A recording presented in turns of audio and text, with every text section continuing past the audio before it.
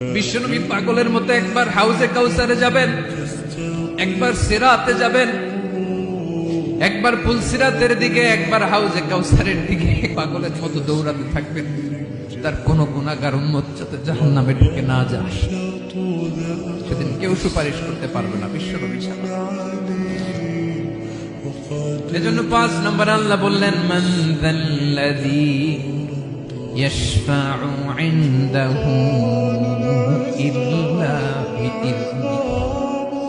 কার সাহস আছে, কার এত বড় বুকের পাটা কিয়ামতের কঠিন দিন আল্লাহর সামনে দাঁড়িয়ে সুপারিশ করবে?